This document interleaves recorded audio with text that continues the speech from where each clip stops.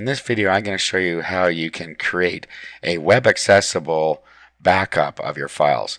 Now, not only that, you can use Dropbox to access files across multiple computers. When you drop something in the Dropbox, it's available on all the computers on your network or that you own when you have a Dropbox on them, so you can access them from anywhere in the world or from the website. Okay, so the first thing to do is go to Dropbox.com and download the Dropbox. Okay, it comes up here. You need to save the file and install. Okay, so we'll run. Okay, so we install.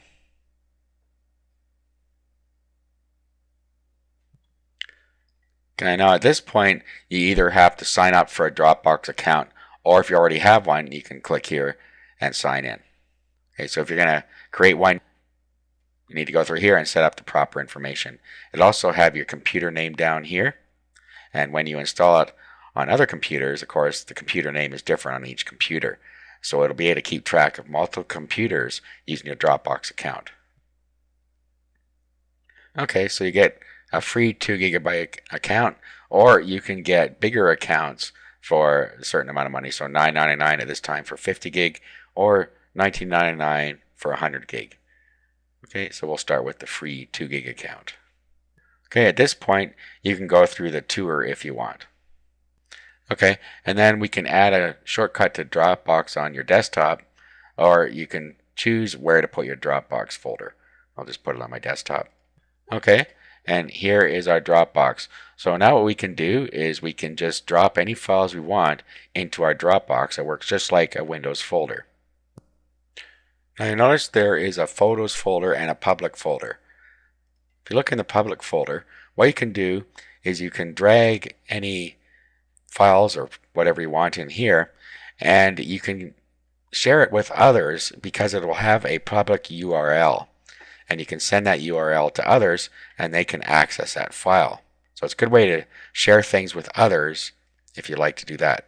In the Photos, what you can do is you can create a new album. All you do is create a folder, new folder, and then you put your photos in there and it becomes a photo album. And you can share those as well if you want. Now you can also create new folders. So new folder, and then we could say, call it whatever we want. Let's say it's private.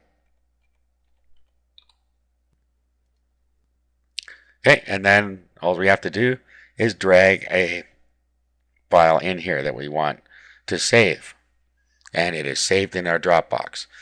Now when we install our Dropbox on our other computer, since we'll be using the same account, we'll be able to access these files as well, and we can also access them from the website. Okay, so I dragged in here a file called Cars I've Owned, and we can now access that from our Dropbox. So I could go over to my Dropbox account on the web here. I could then sign in, and then I'll be able to access those files from the web. So no matter where I am, I can get to my files. Okay, so if we go in here, look in Files, there's our private directory, and there is the document I put in there. So that's how you can use Dropbox to store your files and access them remotely or from your other computers.